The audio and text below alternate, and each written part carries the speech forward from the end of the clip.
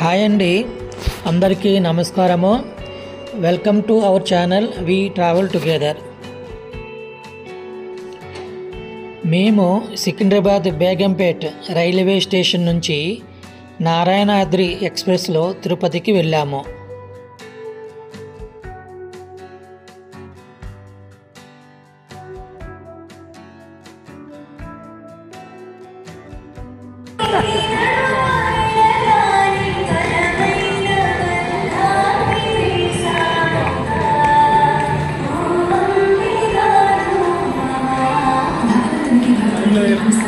అక్కడి నుంచి cab book చేసుకొని శ్రీకాళహస్తి, తొండమనాడులోని వెంకటేశ్వర ఆలయము, అలాగే గుడిమల్లంలోని పరశురామేశ్వర ఆలయము దర్శించుకోవాలని బయలుదేరాము.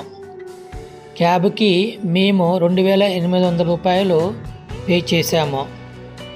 ఇప్పుడు ఈ ట్రిప్ యొక్క విశేషాలు మీకు వివరిస్తాము.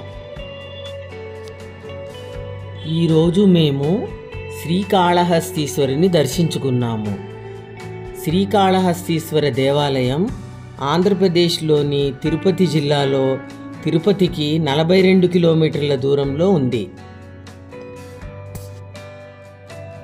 ఈ శ్రీకాళహస్తి ఆలయం పంచభూత స్థలాలలో ఒకటైన వాయులింగానికి ప్రసిద్ధి చెందింది.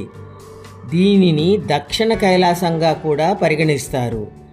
దీనిని 11వ శతాబ్దంలో విజయనగర రాజులు నిర్మించారు. ఇక్కడ శివుడు వాయు రూపంలో కాళహస్తీశ్వరుడుగా పూజింపబడతాడు. అందుకే గర్భగుడిలో స్వామి కుడివైపు ఉన్న దీపాలు ఎప్పుడూ చలిస్తూ ఉంటాయి. ఆలయానికి 4 దిక్కుల 120 అడుగుల ఎత్తు 4 రాజగోపురాలు ఉన్నాయి. ఈ తిరుమంజన గోపురానికి కుడివైపున సూర్య పుష్కరిణి, ఎడం వైపున చంద్ర పుష్కరిణి ఉన్నాయి. కానీ మేము సెల్ ఫోన్ నాట్ అలౌడ్ వలన ఇవన్నీ మేము తీయలేకపోయాము.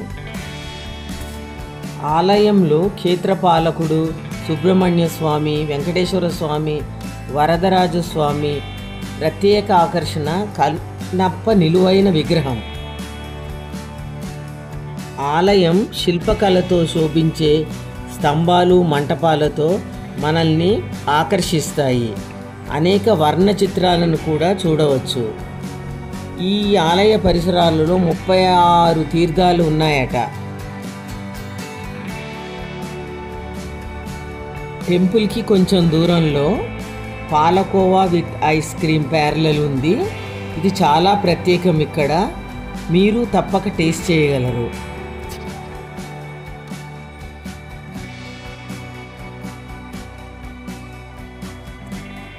మేము ఇక్కడ నుంచి 9 కిలోమీటర్ల దూరంలో ఉన్న తొండమనాడులోని వెంకటేశ్వర స్వామి ఆలయ దర్శనానికి వెళ్ళాము.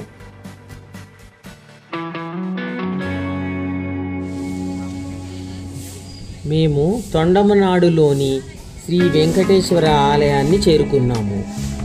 కూర్చున్న స్థితిలో ఉన్న శ్రీనివాసుని అరుదైన విగ్రహం, అభయహస్త ముద్రలో శ్రీదేవి భూదేవి సమేత వెంకటేశ్వరుని మనం ఇక్కడ దర్శించుకోవచ్చు. స్థల పురాణం ప్రకారం తొండమరాజు ప్రతిరోజు తిరుమలకు వెళ్ళి శ్రీవారిని దర్శించుకోవడానికి స్వరంగ మార్గం ఏర్పాటు చేసుకున్నాడు. వృద్ధాప్యం మూలంగా అది కష్టమని స్వామిని తన కోటలో వెలిసేటట్లు వరం పొందాడు. తొండమాన్ భక్తికి మెచ్చి ఇచ్చిన మాట ప్రకారం ఇద్దరు దేవేరులైన శ్రీదేవి భూదేవి సమేతంగా తొండమాను కోటలో వెలిశాడు మన శ్రీనివాసుడు. ఈ ఆలయం ప్రత్యేకత ఏమిటంటే శ్రీ వెంకటేశ్వర స్వామి తన భార్యలతో కూర్చున్న భంగిమలో దర్శనమిస్తాడు. ఇలాంటిది ప్రపంచంలో మరెక్కడా లేదు. ఈ దేవుని దర్శించుకోవడం వలన వివాహిత జంటల మధ్య సాన్నిహిత్యం పెరిగి పెళ్లి కాని యువతకు త్వరగా వివాహం జరుగుతుందని భక్తుల నమ్మకం. మేము తొండమనాడుకు 35 కిలోమీటర్లు, తిరుపతికి 26 కిలోమీటర్ల దూరంలో ఉన్న గుడిమల్లం దేవాలయానికి వెళ్ళాము. గుడిమల్లం భారతదేశంలోనే మొదటి శివాలయంగా ప్రసిద్ధి చెందింది. ఇది మహాశివునికి అంకితం చేయబడిన ఆంధ్ర శాతవాహనుల కాలం నాటి పురాతన హిందూ దేవాలయం. పరశురామేశ్వరుని ఆలయంగా ప్రసిద్ధి చెందింది. 1వ-2వ శతాబ్దంలో దీనిని నిర్మించారట. ఇక్కడ శివుడు పరమేశ్వరుడుగా పూజలు అందుకుంటున్నాడు.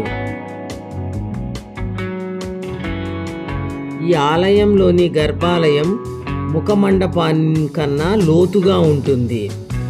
ఇది ముదురు కాఫీ రంగులో చేయబడిన మానుషలింగం. 5 అడుగుల పొడవు, 1 అడుగు వెడల్పు కలిగి లింగం ముందు వైపు ఉబ్బెత్తుగా పొడవుగా చెక్కినట్లుగా ఉన్నాడు శివుడు. 2 చేతులతో అపస్మారక పురుషుని భుజంపై నిలబడిన కుడి చేతిలోని గొర్రెపోతు, ఎడమ చేతిలో చిప్ప పట్టుకుని వివిధ ఆభరణాలు ధరించి పలుచని వస్త్రాలతో శరీర భావాలు స్పష్టంగా కనిపిస్తాయి. మొత్తం లింగం పురుషాంగాన్ని పోలి ఉంటుంది. ఆ కాలపు శైవారాధనకు ఇది ఒక నిదర్శనంగా నిలిచింది. 1973లో ఈ ఆలయాన్ని జాతీయ సంపదగా గుర్తించారు. ఇలా మేము శ్రీకాళహస్తి, తొండమనాడు, గుడిమల్లం దర్శించుకొని తిరుపతికి తిరుగు ప్రయాణం అయ్యాము. Thanks for watching our video. Please like, share and subscribe our channel.